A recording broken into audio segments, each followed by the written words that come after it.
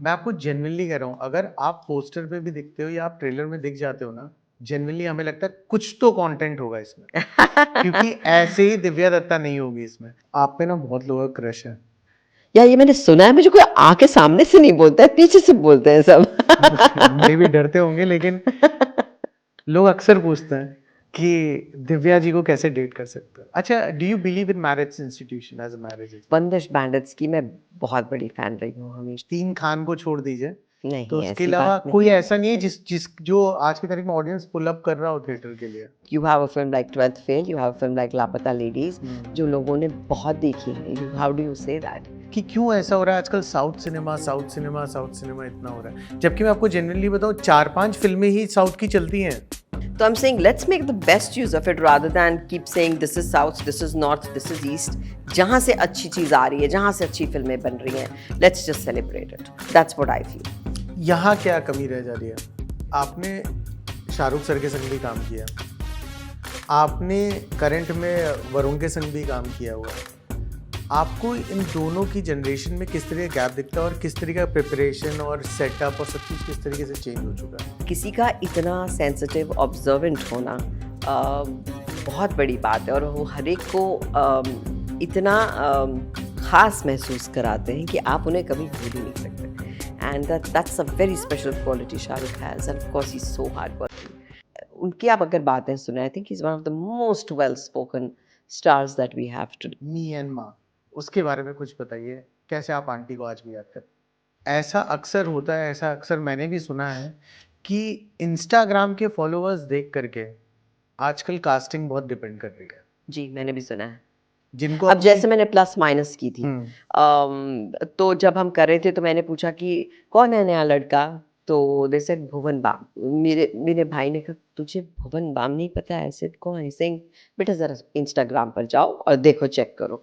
लेकिन जब मैं उसको मिली, वो इतना प्यारा लड़का है, वो इतना मेहनती है, और मैं मजाल है कह सकूं कि ये रोल उसके लिए नहीं था। He was so good. But कई बार एक सिक्के का एक पहलू ये भी है कि जब आपको अपने स्क्रिप्ट पे उतना कॉन्फिडेंस ना हो एग्जैक्टली। कि हम लोग पसंद करेंगे, तो वो इन्फ्लुएंसर्स को डाल देता है। मैंने वो फोटो देखी आपकी, पता है आपकी उस फोटो में जो आंख में चमक है ना, वो अलग ही है।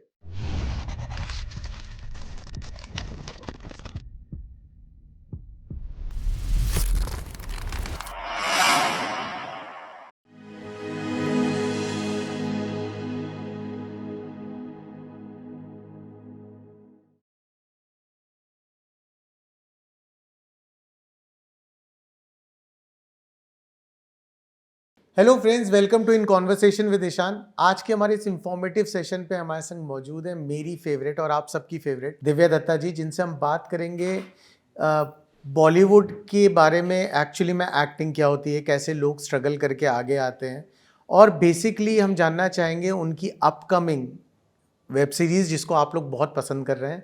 So let's welcome Divya ji. पहले तो बहुत बहुत स्वागत है and thank you so much for giving your time. Thank you शान, इट्स अ प्लेजर।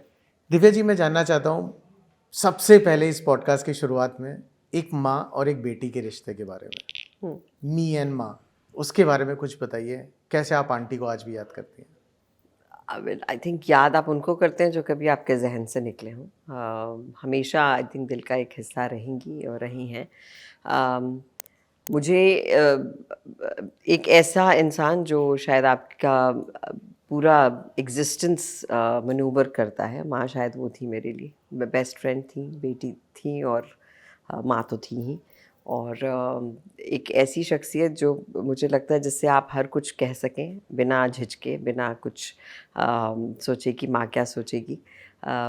वो वैसी दोस्ती, और सिर्फ खुद होना और कोई प्रिटेंस नहीं होना, वो बहुत रेयर होता है। And I think I got that with her, and I was very lucky to have her as my mom. और मेरे दोस्त उनको नलिनी ही बुलाते थे, आंटी भी बुला लेते थे बट नलिनी बुलाते थे। और सो इनफैक्ट उनका बर्थडे आ रहा है तो हम लोग, because she used to love all this चटपटा स्टफ, सो मुझसे ज़्यादा मेरे दोस्तों को याद है कि भाई पार्टी है ना अभी आंटी के बर्थडे की। तो वो जो सिलसिला एक एक जिंदा दिल इंसान का चलता रहा, जिसने ज़िंदगी में बहुत कुछ देखा, बहुत कुछ फाइट किया, सिंगल औरत रही, लेकिन अपने बच्चों को बहुत बाकमाल बड़ा किया। और तो और फिर भी एक बच्चा था उनके अंदर जो आई think I love that about her. और अब मुझे जो भी मिलता है सब कहते हैं तुम ना धीरे धीरे आंटी जैसी होती जा रही हो। So I don't know what I imbibed from her, तो शायद वही मेरे अंदर बैठ गई हैं। दिव्या जी, ये अब आपको लोग बोलते होंगे, मैं आपको बताऊं, जब मैं जर्नलिज्म मेन स्ट्रीम मीडिया में मैं रिपोर्टर था, मैं जर्नलिज्म कर रहा था, सो हम लोग का ना कैसा होता था कि गणपति में सुबह से ड्यूटी लगती थी कि राइट। जुहू का एरिया तुम कवर करोगे, बांद्रा का तुम। तो जुहू के एरिया में ना हम लोग सभी रिपोर्टर आपस में ये बात करते थे आपस में कि काफ़ी बड़े बड़े लोग रहते हैं, उनके घर हम लोग गणपति का कवरेज करने जाते थे, तो हार्डली कोई कुछ पूछ ले। बट आपके घर जब हम लोग आते थे, हमें आज भी याद है कि आपके घर हम लोग ऐसा प्लान आउट ही करते थे कि यार दोपहर में दिव्या जी के पहुंचेंगे, एटलीस्ट उनके खाना मिलेगा हम लोग को। So sweet. तो वो मैंने आपका शुरू से ही देखा है, एक आपका ये एक साइड। कभी अक्सर लोग कहते हैं कि बॉलीवुड की चकाचौंध में आदमी वैसा रम जाता है, आप क्यों नहीं रम पाई? क्योंकि वो वही है चकाचौंध उसमें रमना नहीं चाहिए उसे। वो मेरा प्रोफेशन का हिस्सा है, मेरा हिस्सा नहीं है। और मेरा हिस्सा वो है जो शायद मैंने अपने घर पे सीखा या जैसे हम बड़े हुए। और मैंने कभी नहीं देखा कि मेरे घर कोई आए तो मेरी माँ ने कभी उन्हें बिना खाए कुछ जाने दिया। इनफैक्ट मैं किसी अपनी राइटर दोस्त के साथ काम कर रही थी और शी सेड मैं कभी नहीं भूलूंगी कि मैं तुम्हारा इंटरव्यू करने आई थी और मैंने ऐसे ही बोला था कि मैंने आज ब्रेकफास्ट नहीं किया और मुझे भागना था। और मेरी माँ उसके लिए पराठा पैक करके नीचे तक दे के आई थी। सो आई थिंक ये चीज़ें लोग याद रखते हैं, जैसे आपको याद है, thank you.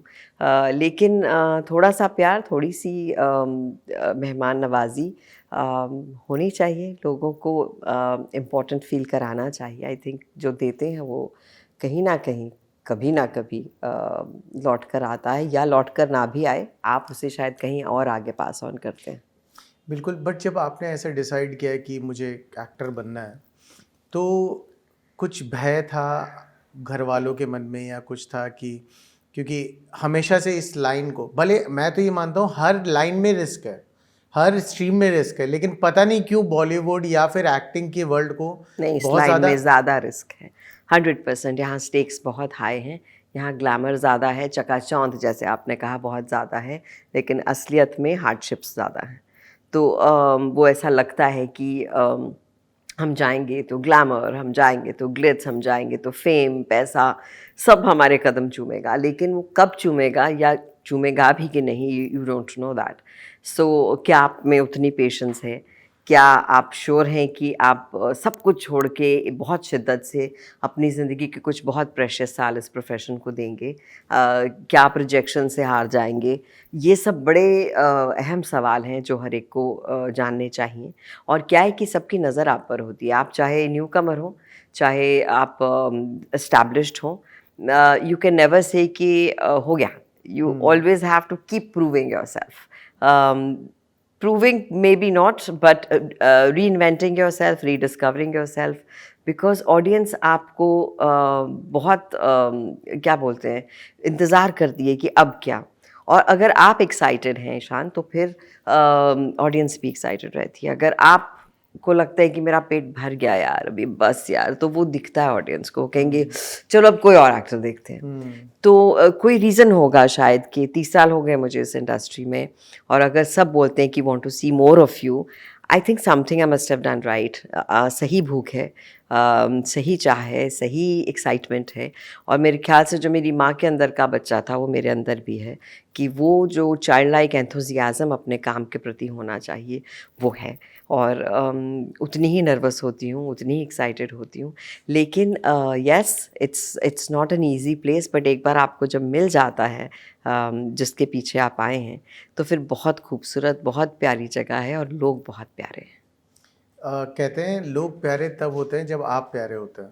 It's very similar, आपको वैसे ही लोग मिलेंगे जैसे आप हैं। बट दिव्या जी, जब आपने स्टार्ट किया, जैसे आपने बोला 30 साल का सफ़र है, तो 30 साल पहले इतनी चीज़ें आसान नहीं हुई होंगी। जैसे आज तो चलो इंस्टाग्राम पे आप अपने टैलेंट को दिखा सकते हैं, या अलग अलग प्लेटफॉर्म्स हैं। तो उस समय घर वालों को कोई डर था कि ऐसा प्रोफेशन तुम चूज कर रही हो, इट्स गोइंग घर वालों में सिर्फ मेरी माँ थी, क्योंकि बाकी तो सब अगेंस्ट थे। हाँ। कोई नहीं चाहता था कि मैं इंडस्ट्री में आऊँ। और बस माँ थी मेरे साथ, वो काफ़ी था।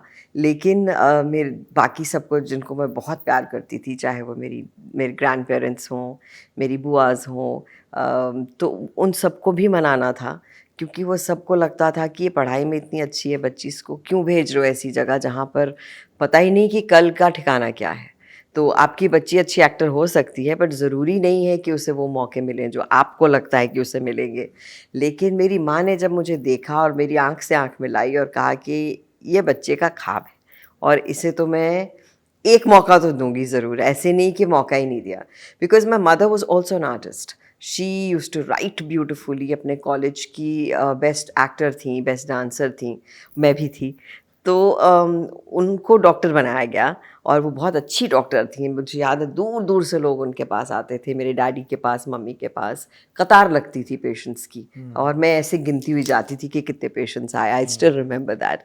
तो डॉक्टर बहुत अच्छी थी, लेकिन जो आपके अंदर एक शौक होता है अपने आप को एक्सप्रेस करने का बतौर आर्टिस्ट, वो शायद उनका उतना नहीं पूरा हुआ था। तो उन्हें था कि मेरा बच्चा चाहता है, तो मैं वो नहीं सोचूं कि मेरे बच्चे ने कभी रिग्रेट किया कि अरे यार मम्मी करने देती तो कितना अच्छा होता। So I really thank her every day of my life. जब मैं कोई अच्छा रिव्यू पढ़ती हूँ, जब मुझे कोई खड़े होकर ऐसे मिलता है, बोलता है कि आप जब एक फ़िल्म करती हैं ना, हमें लगता है इस फिल्म में कुछ खास होगा। ये चीज़ें मैं अपनी माँ को शुक्रिया अदा करती हूँ कि थैंक यू मम्मा, क्योंकि साथ खड़ी रहीं।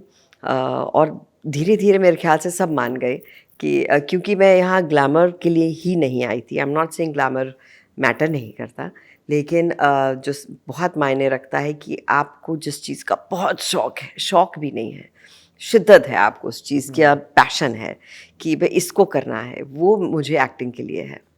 और वो कम नहीं हुआ कभी, वो बढ़ता ही गया। तो जब आप वो रोज़ करते हैं, उसके लिए आपको तालियां मिलती हैं, तो आप खुश इंसान होते हैं। और उस खुशी के लिए आई थिंक मैं वो सब ने देखी, मेरे सब फैमिली ने, ऑफ कोर्स सब आपको प्यार करते हैं और चाहते हैं कि आप खुश रहें। तो क्या धीरे होता है ना, मुझे ऐसा लगता है कि कहीं ना घर वाले मैंने बहुत अच्छा एक जगह सुना था कि घर वाले ये नहीं चाहते कि मेरा बच्चा गरीबी में समय काटे। ट्रू। तो इसलिए वो थोड़ा सा प्रोटेक्टिव हो जाता है। गरीबी ऑफ कोर्स, मतलब they should be independent and everything. I was fortunate कि जब मैं आई इंडस्ट्री में तो 1 साल अपने अंकल के घर रही, फिर मेरी माँ ने मुझे अपना घर लेकर दिया, गाड़ी लेकर दी और कहा कि अब आराम से कर जो करना है, और अगर कभी लगे कि वापस आना है तो मैं हूँ। तो उन्होंने कभी किसी तरह के दरवाजे बंद नहीं किए मेरे पता है, लिए। ये बहुत बड़ी चीज होती है। जी माँ बिल्कुल। बाप का ये कहना ना बहुत बड़ी चीज होती है। अरे ऑफ कोर्स, अगर आपको कोई आजकल कहाँ हम लोग सोशल मीडिया की जो दुनिया में रहते हैं, मैं हूँ कौन बोलता है आपको? कोई भी नहीं। हम सुनने के लिए बेकरार रहते हैं कि अरे हेलो, तुमने मुझे एक टिक दिया, तुमने मुझे लाइक किया, तुमने मुझे एक्नॉलेज किया। वो बड़ी फ्रिवलेस सी दुनिया हो गई है। लेकिन ये जो माँ बाप की दुनिया है, ख़ास तौर पे वो पेरेंट्स जो आपको मतलब ऐसे संभाल के चलते हैं, शायद आप उन्हें कभी लेट डाउन करेंगे नहीं। और आई होप मैंने कभी नहीं किया, and I hope she is very proud of me. बिल्कुल, and we all are proud of you, actually I am telling you, because मैं जैसे आपने भी एक बात बोली ना, लोग कहते हैं कि अगर आप किसी फिल्म में, मैं आपको जेन्युइनली कह रहा हूँ, अगर आप पोस्टर पे भी दिखते हो या आप ट्रेलर में दिख जाते हो ना, जेन्युइनली हमें लगता है कुछ तो कंटेंट होगा इसमें। क्योंकि ऐसे ही दिव्या दत्ता नहीं होगी इसमें। Like if I see Badlapur also, जी। बदलापुर में जो भी आपका किरदार है इतना इम्पैक्टफुल है कि लिटरली बुरा लगता है एक पल पे आपके लिए। तो आप कैसे स्क्रिप्ट सेलेक्ट करते हो? डू यू रियली सी कि पूरा पैकेज क्या है, या फिर आप एक स्क्रिप्ट सेलेक्ट करते हो? मैं एक चीज़ होती है जो आपकी बेस्ट फ्रेंड होती है एक्चुअली, वो होती है आपकी गट, आपकी इंस्टिंक्ट। वो आपको कभी गलत सलाह नहीं देती है।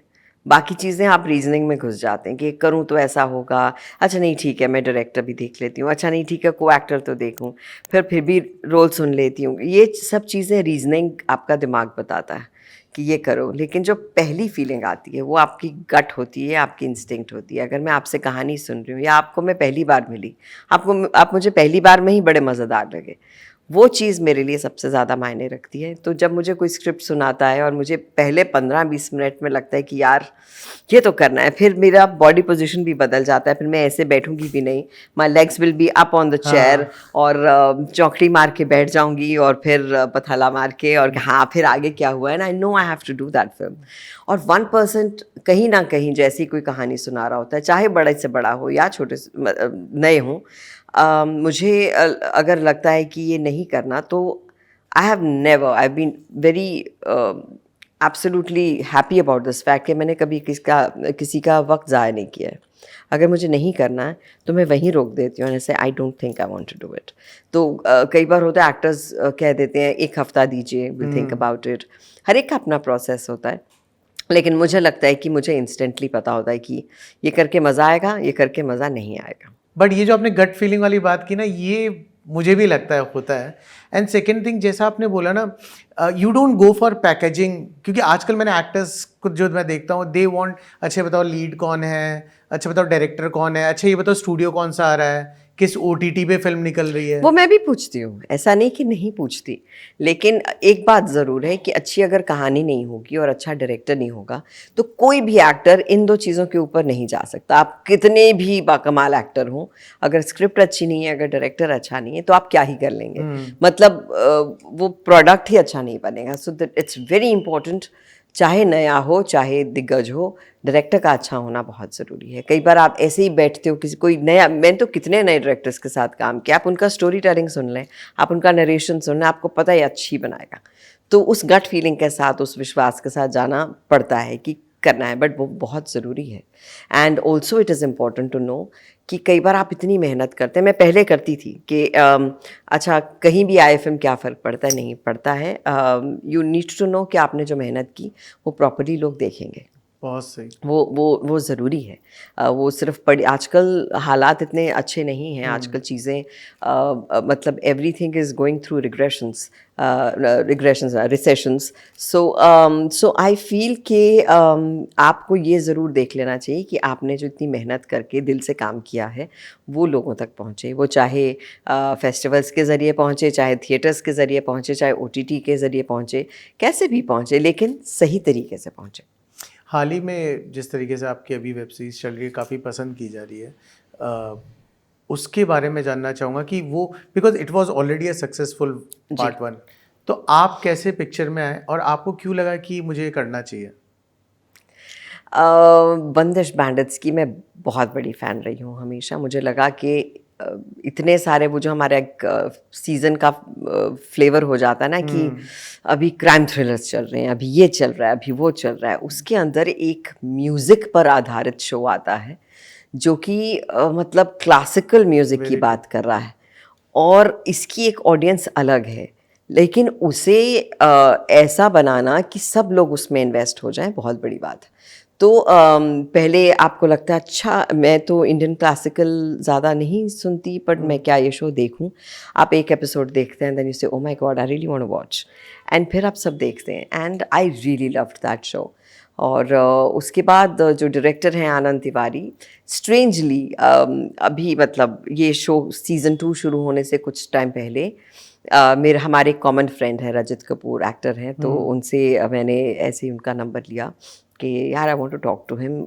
पता नहीं क्यों हम बंदिश की बात कर रहे थे, रैंडम मैंने फ़ोन किया, अगेन इंस्टिंक्टिव, और मुझे मतलब बिल्कुल ही पता था कि सीज़न 2 शुरू हो रहा है। So I just called and I said Anand यार कितना सुंदर बनाया आपने, and I would have so love to be a part of that this kind of a show. He says are you up for it? I said yeah why? He saying wait 24 hours. तो 24 घंटे के बाद उनका मुझे call आया, करेंगी आप? तो मैं कहा ऑफ कोर्स मैं करूँगी। और इतनी इंटरेस्टिंग स्टोरी थी कि ये जो टीचर का रोल मैं कर रही हूँ, ये पहले एक मेल रोल था, इनको मेल टीचर था, बट दे वर कॉन्टम्पलेटिंग कि हम इसको क्या फीमेल कर दें क्या, बिकॉज बहुत और लेयर्स आ जाएंगी अगर इस रोल को फीमेल किया।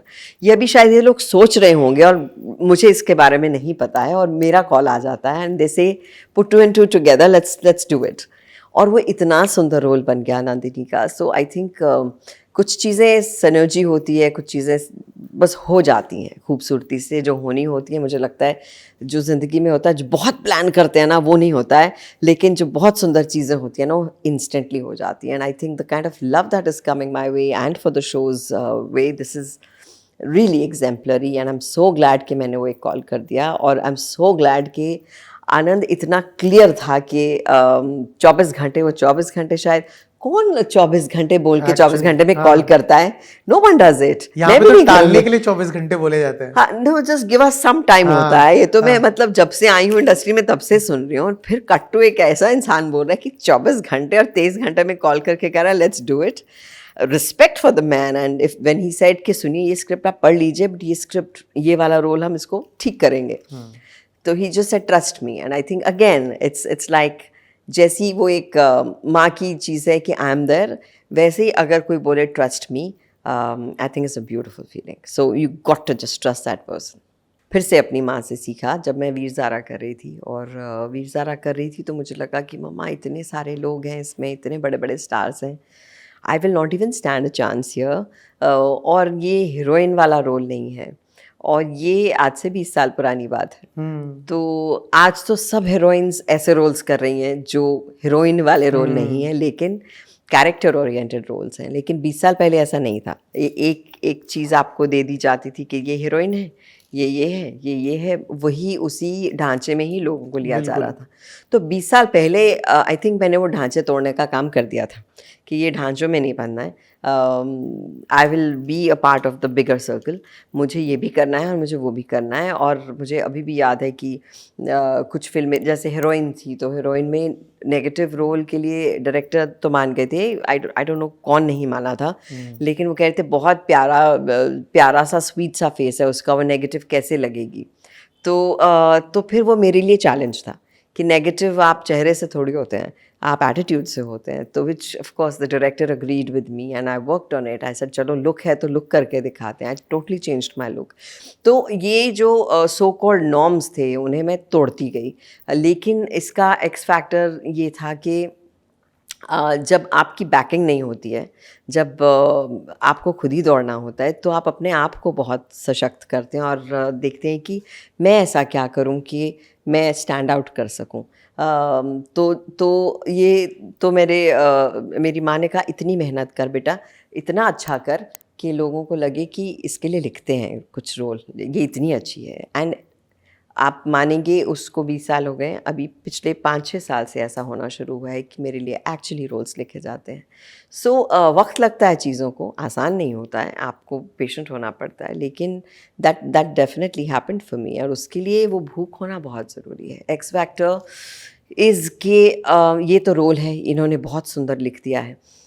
ठीक है, अगर मैं ऐसे का ऐसा ही बोल दूँगी तो वो भी हो सकता है, लेकिन इसमें मैं और क्या करूं. अगर ये सपोज़ अगर जैसे नंदिनी का रोल किया, तो नंदिनी है तो मैं और क्या करती.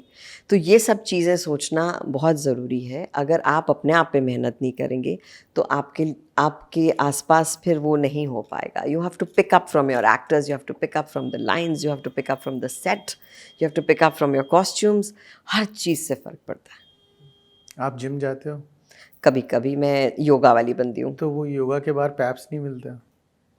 आप वही मैं जानना चाहता हूँ.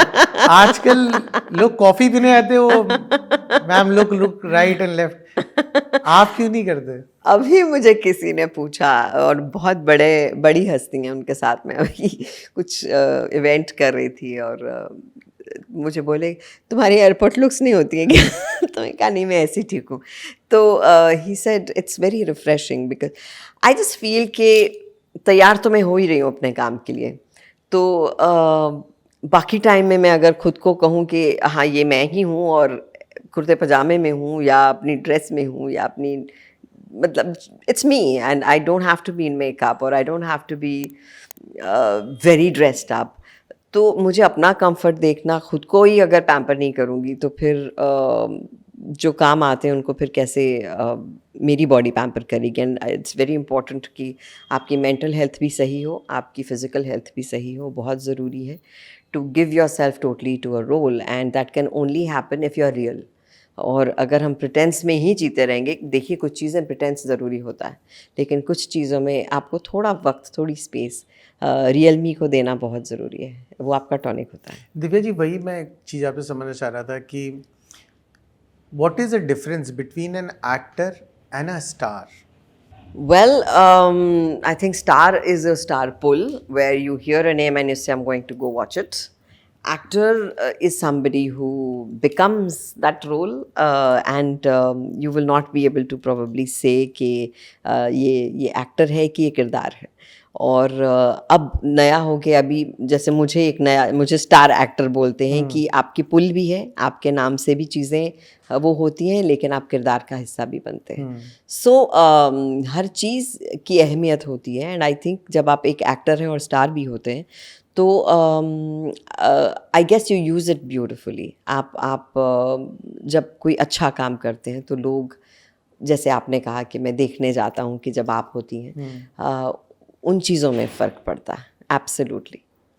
और आपको क्या लगता है कि जिस तरीके से आज की तारीख में, जिस तरीके से आपने स्टार की परिभाषा बताई, आज तो कोई ऐसा नहीं है, मतलब 3 खान को छोड़ दीजिए, नहीं, तो उसके ऐसी अलावा बात कोई नहीं। ऐसा नहीं है जिस जो आज की तारीख में ऑडियंस पुल अप कर रहा हो थिएटर के लिए। By pull up I mean not necessarily उस तरह से नंबर्स की बात कर रही हूँ, मैं कह रही हूँ कि बतौर एक्टर भी अगर आप हैं तो आप कहें पुल, मेरे हिसाब से सिर्फ मनी के लिए नहीं कह रही या नंबर्स के लिए नहीं कह रही। आई एम सेइंग इफ़ यू से पंकज त्रिपाठी, मुझे पंकज त्रिपाठी की फिल्म देखनी है, मुझे देखनी है, मुझे मनोज की फिल्म देखनी है, मुझे इरफान की फिल्म देखनी है, आप ऐसे नाम लेते हैं, ये स्टार एक्टर्स हैं और आप चाहते हैं इनकी फिल्में देखना। और मतलब आई थिंक अब वैसे भी कहानी कहने का ढंग बदल गया है, ज़्यादातर कैरेक्टर ओरिएंटेड ही चीज़ें आ गई हैं। वो कहाँ पर स्टार रह गए, कहाँ पर, बिकॉज इफ़ यू सी अब स्टार्स OTT पर आ गए हैं, वो कैरेक्टर ओरिएंटेड चीज़ें कर रहे हैं, तो आपको सडनली लगता है कि इनसे मैं आउट लार्जर देन लाइफ चीज़ एक्सपेक्ट करूँ कि इनसे मैं कैरेक्टर एक्सपेक्ट करूँ। तो कहीं ना कहीं एक खूबसूरत सी शादी तो हो गई है, बट फिर भी आई थिंक चीज़ वही चलती है जो अच्छी लिखी गई हो, जो अच्छी डायरेक्टेड हो, उसके बाद अब बाकी सब काम आता है। Otherwise I think you have a film like 12th fail, you have a film like लापता लेडीज़, जो लोगों ने बहुत देखी हैं। You how do you say that कि कौन है ये लोग, लेकिन अब आप उन्हें पहचानते हैं, अब वो स्टार एक्टर्स हैं। बिल्कुल। आप पे ना बहुत लोगों का क्रश है।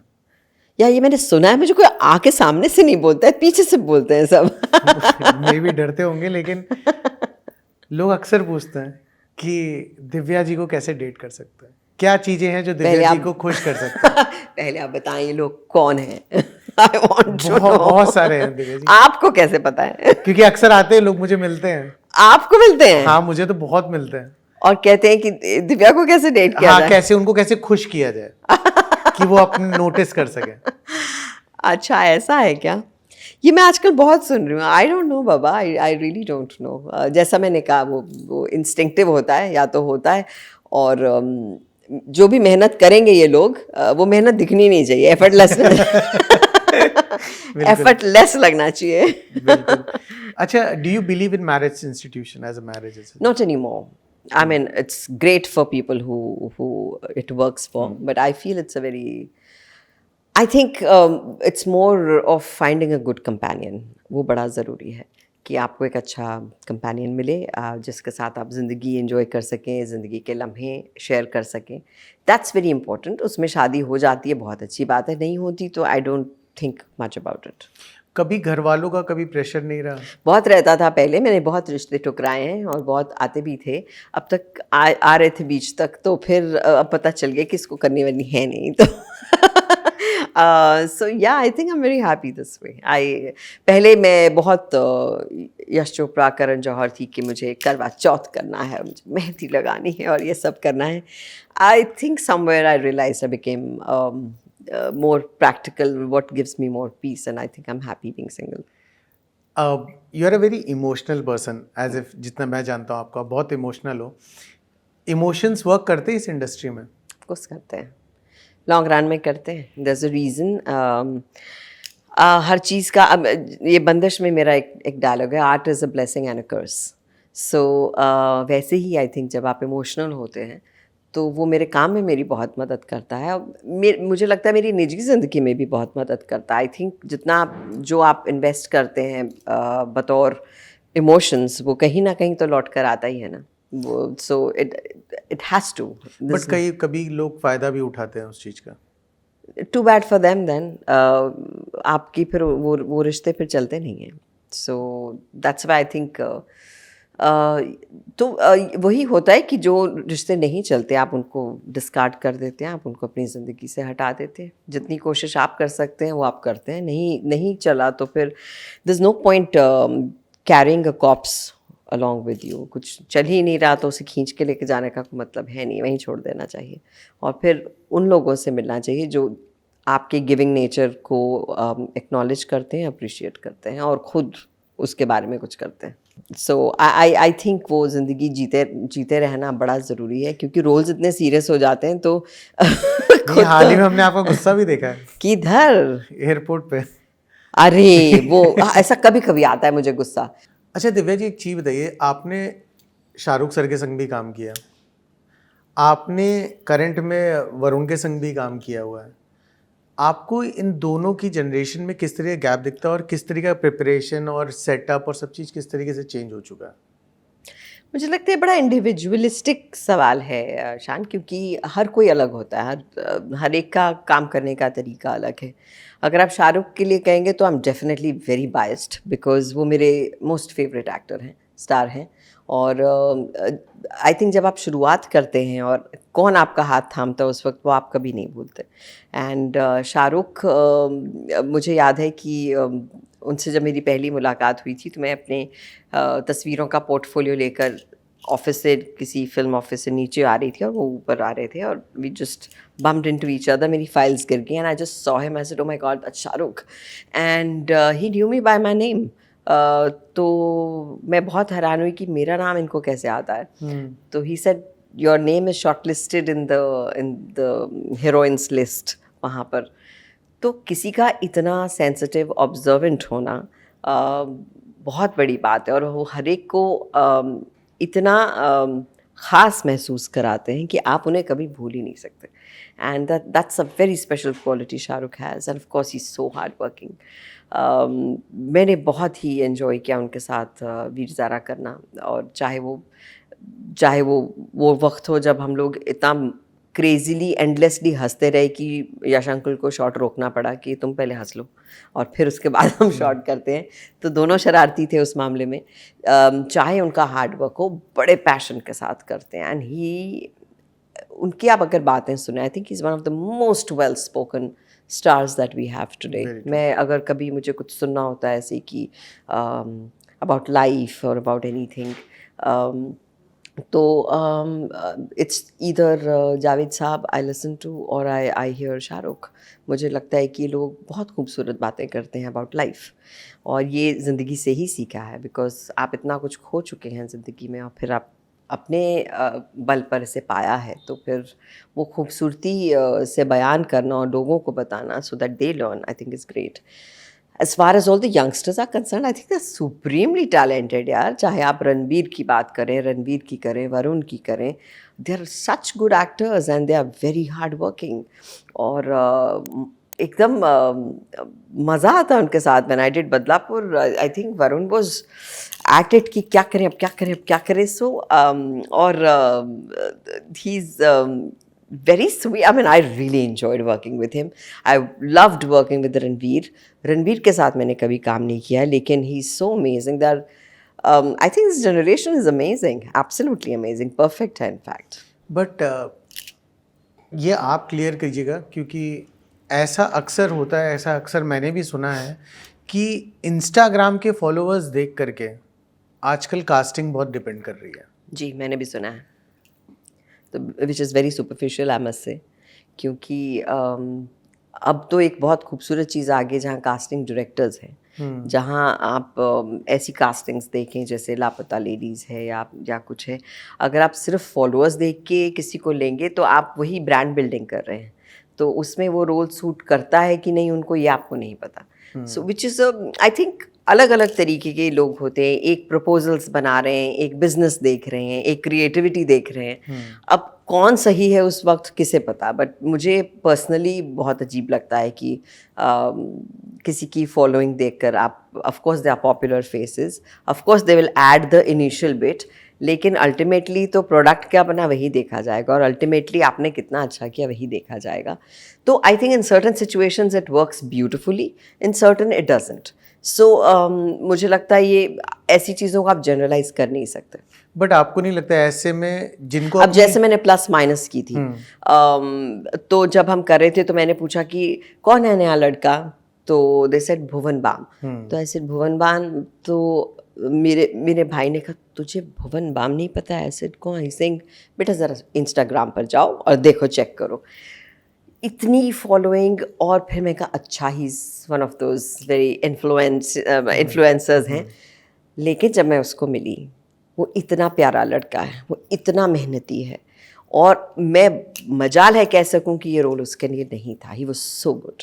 तो उन सिचुएशंस में आपको दोनों चीज़ें मिलती हैं, आपको एक किसी की पॉपुलैरिटी भी मिल रही है और वो रोल को भी सूट कर रहा है, then I think that's a perfect situation. But कई बार एक सिक्के का एक पहलू ये भी है कि जब आपको अपने स्क्रिप्ट पे उतना कॉन्फिडेंस ना हो एग्जैक्टली कि हम लोग पसंद करेंगे, तो वो इन्फ्लुएंसर्स को डाल देते हैं। कहीं ना कहीं की तो इनसिक्योरिटी होगी फॉर श्योर, लेकिन see it works for certain people and why not. यहाँ सब किसी ने बड़ा कंपेटिटिव सा वर्ल्ड है, जिसके लिए जो काम कर रहा है यार, मुझे तो लगता है करना चाहिए। Whatever works for whoever, if this works for is working for influencers, great for them, really nice for them, why not.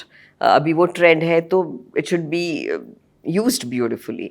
लेकिन मैं सिर्फ कह रही हूँ as far as casting is concerned, इस चीज़ को देखते हुए ये भी देखना चाहिए कि रोल को कौन सूट कर रहा है, बस इतना ही। अच्छा एक चीज़ बताइए ना, मतलब आप चाहे तो इसको अवॉइड भी कर सकते हो, बट जेन्युइनली मैं जानना चाहता हूँ कि क्यों ऐसा हो रहा है आजकल, south cinema south cinema south cinema इतना हो रहा है, जबकि मैं आपको जेन्युइनली बताऊँ 4-5 फिल्में ही साउथ की चलती हैं। बाकी आती तो बहुत सारी फिल्में, रिलीज कई सारी पैन इंडिया के नाम पे हो रही है, बट चल कुछ ही रही हैं। बट फिर भी आज एक हवा बना हुआ है साउथ सिनेमा, ऐसा क्यों? या मुझे पुष्पा बहुत अच्छी लगी, मुझे भी। और मैं सीटियां बजा के आई हूँ। तो कुछ तो था। हाँ बिल्कुल। तो फिर उसका वो क्या था क्या पता, लेकिन बहुत बढ़िया था। So as I said, whatever is working let it work, and I don't know why we are demarketing. अगर आप देखें वो कौन सी जो फिल्म आ रही है जिसमें वरुण है, जो एटली की फिल्म है, हाँ अभी बेबी जॉन। तो बेबी जॉन, तो अगर आप देखें तो ये अच्छे अच्छे वो भी तो हो रहे हैं कोलैबोरेशंस जो साउथ के साथ हैं, जो हमारी इंडस्ट्री। मेरे को तो एनिमल भी अच्छी लगी। तो आई am saying, all I am saying is कि हम इसे डिमार्केट ना करें। अभी मैंने एक साउथ का शो किया, तेलुगु, जिसमें कुछ तमिल इंडस्ट्री के दिग्गज लोग आए, नासिर साहब आए, and everyone they came. Telugu industry के आए, मुंबई से मैं आई, फिर कहीं से कोई और आया, हम सब ने मिलकर वो एक शो किया जो बहुत खूबसूरत शो है, जो भी आएगा। What I am saying is कि अच्छा है ना। अब पहले हम when I used to watch when we were kids, I used to look forward to watching a Rajinikanth film. यार तब भी था, तब सुबह 7 बजे के शोज लगते थे और सब तैयार होके आए थे, हाउसफुल होते थे शोज, तब भी था, फिर से है। तो आई am saying let's make the best use of it rather than keep saying this is south, this is north, this is east. जहाँ से अच्छी चीज़ आ रही है, जहाँ से अच्छी फिल्में बन रही हैं, let's just celebrate it. That's what I feel. यहाँ क्या कमी रह जा रही है? ऐसा नहीं है यहाँ कमी रह जा रही है। स्टोरी टेलिंग, कहानियाँ लिखने की हमें अच्छे राइटर्स चाहिए। जहाँ हमें जिस फिल्म को, जिस शो को अच्छे राइटर्स मिलते हैं, वहाँ कोई कमी नहीं रह जा रही है। आप मुझे बताएं जो फिल्में लोगों ने पसंद की इस साल, वो अच्छी लिखी हुई फिल्में थी, वो अच्छी निर्देशित फिल्में थी। तो हम क्यों अपने आप को ऐसा नीचे करें कि क्या कमी रह जा रही है? मुझे लगता है हमें राइटर्स को और इम्पोर्टेंस देनी चाहिए, हमें डायरेक्टर्स को और इम्पोर्टेंस देनी चाहिए, हमें स्टार पावर रखना चाहिए, लेकिन उसके आसपास चीज़ें नहीं बनानी चाहिए। दिव्या जी, आप अब नेक्स्ट क्या करने जा रहे हो? नेक्स्ट छावा आएगी। छावा आएगी, उसके बाद एक फिल्म मनोज विक्की के संग बताओ ना कैसा रहा? विक्की और मैं दोनों पंजाबी हैं, एंड एक कमराडरी होती है हमारी, और इन बिटवीन शॉट्स हम लोग जो पंजाबी में मस्तियाँ करते थे, वो that was different. But seriously speaking, Laxman Utekar जो डायरेक्टर हैं इस फिल्म के, उनके साथ मेरी दूसरी फिल्म है। दीनों के साथ मेरी बदलापुर के बाद ये दूसरी फिल्म है, और बहुत ही खूबसूरत फीलिंग आई to do a period film जिसे इतनी खूबसूरती से सजाया गया और बनाया गया, सो मच सो कि जब मैं सेट पर घुसी और and I was in my, I can't say anything about my role और anything, but I am just saying कि अपने पूरे वेशभूषा में जब घुसी वहाँ पर और ऐसे देखा और मुझे मेरे डायरेक्टर ने कहा ये आपका महल है, इट फेल्ट सो ब्यूटिफुल कि और क्या होता है कि कुछ आपके अंदर अलग हो जाता है, कहीं ना कहीं दिव्या साइड हो जाती है और वो किरदार बन जाता है। आप जैसे ही वहाँ घुसते हैं और लोग आपको वो फील कराते हैं कि आप वो हैं। तो आई थिंक परफॉर्मेंस पे बहुत फ़र्क पड़ता है and I remember I did some really dramatic scenes in this one, so very excited, और बहुत मज़े आए करके छावा। फिर मनोज के साथ एक फ़िल्म कर रही हूँ जिसमें मैं एंटेगनिस्ट हूँ और वो प्रोटैगनिस्ट हैं, दैट ऑल्सो वाज लवली। फिर एक बायोपिक अभी की है, एक army officers wife and mother, बड़ी कमाल की स्टोरी है वो, और उनसे मिली पर्सनली जाकर। और ऐसा मतलब मैंने बायोपिक्स किए हैं लेकिन किसी ऐसे ऐसे इंसान को मिलना जो और हैं वहाँ मौजूद हैं और मेरे सेट पर भी आए, वाज अ ब्यूटीफुल फीलिंग। और 2 शोज़ और किए, 2 फिल्में और आ रही हैं, सो या इट्स और कुछ शॉर्ट फिल्म्स भी कर रही हूँ। So I am enjoying this phase, और जैसे आपको बोला वो तेलुगु शो भी आएगा, सो या इट्स ग्रेट। अच्छा, पता है बॉलीवुड की पार्टीज होती है ना तो पता होता है कि वहाँ पे क्या बातचीत होती है। श्याम बेनेगल की पार्टी में क्या बातें होती होंगी जब इतने सारे एक्टर्स मिलते होंगे? देखिए वो पार्टी पे जाकर मैं बहुत एंजॉय करती हूँ। आप सोचिए कि मैं बड़ी हुई हूँ उनकी फिल्में देखकर। मंडी देखी तो मैंने कहा उफ, ये वाली फिल्म और ये वाले एक्टर्स, और इतने साल बाद मैं उस पार्टी पर हूँ उन्हीं एक्टर्स के साथ, उसी निर्देशक के साथ, उनका बर्थडे मनाते हुए। आई think somewhere life comes a full circle and it's beautiful. मैंने वो फोटो देखी आपकी, पता है आपकी उस फोटो में जो आंख में चमक है ना वो अलग ही है। पर मैं जेन्युइनली खुश थी उस शाम को, और ये मेरे कुछ बहुत पसंदीदा लोग हैं जिन्हें मैं दिल से प्यार करती हूँ, चाहे वो श्याम बाबू हों। आई थिंक जब मैं आई थी तो आप जैसे हम होता है ना कि हाँ मिलते हैं, बताते हैं, अब नए बच्चे को, नए कोई भी न्यू कमर आया उसको कौन कितनी इम्पोर्टेंस देगा ना, जब आपको कोई जानता ही नहीं कि आप कहाँ से हैं, आप कौन हैं, कोई रेफरेंस नहीं है, हु आर यू। लेकिन ट्रेन टू पाकिस्तान जब प्रीमियर हुआ तो पहली बार श्याम बाबू से मिली और मैंने जाकर कहा श्याम बाबू, और यही ग्लिंट था जो आपने तस्वीरों में देखा, आंखों में वही चमक थी उनको देखकर कि मुझे आपके साथ काम करना है। Then he said, yeah, sure, come to the office. And I said, okay. And he said, this is my number. तो मैंने बतौर न्यू कमर ये सोचा कि इतना आसान हो जाता है क्या, श्याम बेनेगल का नंबर श्याम बेनेगल ने खुद ही दे दिया, और इतना कोई बिग डील बनाया नहीं, बीच में कोई मैनेजर नहीं आया, बीच में कुछ ऐसा नहीं हुआ, ऐसा कैसे? And it was too good to be true. And then the next day I went and met him, और उन्होंने ऐसे देखा मुझे ऐसे करके और बोला कि सी यंग लेडी, इस फिल्म की कास्टिंग तो मेरी हो गई, और मेरा एकदम मुंह उतर गया कि मैं कहा ओहो ये तो मैं रह गई। And then I think he observe that and he said but एक डांस नंबर है, करोगी? And I said yes. And when I he took me, मुझसे, मैं to cut the story short, उन्होंने मुझसे मेरे जाने बिना, मतलब मुझे एहसास नहीं होने दिया, लेकिन उस डांस के लिए उन्होंने मुझसे खुद, मैंने कोरियोग्राफ किया वो डांस, और मैं 17-18 साल की थी, और सब डांसर्स को लाई, पूरा यूनिट सारी रात जागा कि इस बच्ची की हम हौसला अफजाई करेंगे।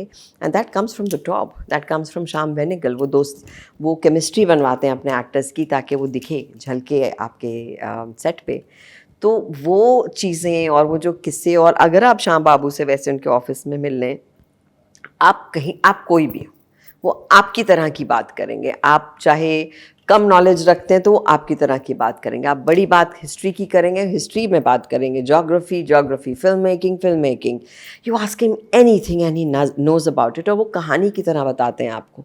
तो मैं जब उनके ऑफिस में जाती थी उनके साथ एक कप चाय पीने, मेरे 3-4 तो हो ही जाते थे, and I would just sit there just listening to him.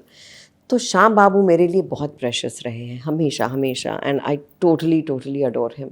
And to be with him, to be with Naseer sahab, to with Shabana ji, Waheeda ji, Kulbhushan ji, was a delight, absolute child's delight to see your icons right next to you. Correct. इसी के साथ thank you so much, Thank आपने you. हमको time दिया और हमें सुना, और लिटरली आई एम सेइंग कि मैं तो पूरा अभी तक खो गया हूँ पूरा उस जोन में। बट मैं अपने पूरे फैमिली को एक बात बताना चाहूँगा, और ये सच है कि जब हमने दिव्या जी को अप्रोच किया था कि हम आपके संग पॉडकास्ट शूट करना चाहते हैं, बहुत एक्टर्स को मैंने अप्रोच किया है और सबका एक ही जवाब आया है कि थोड़ा रुक जा। अच्छा ये बता तेरी फॉलोअर्स कितने हैं, या I am sorry what subscribers कितने हैं? बट दिव्या जी ने एक सवाल नहीं किया एंड शी सेड कि चल मैं आती हूँ। Thank you so much Divya ji, आप जैसी इंसान हो ऐसी बरकरार रहो, यही दुआ है हमारी। Thank you. You're a beautiful human being. Thank you. Thank you. Thank you. Thanks.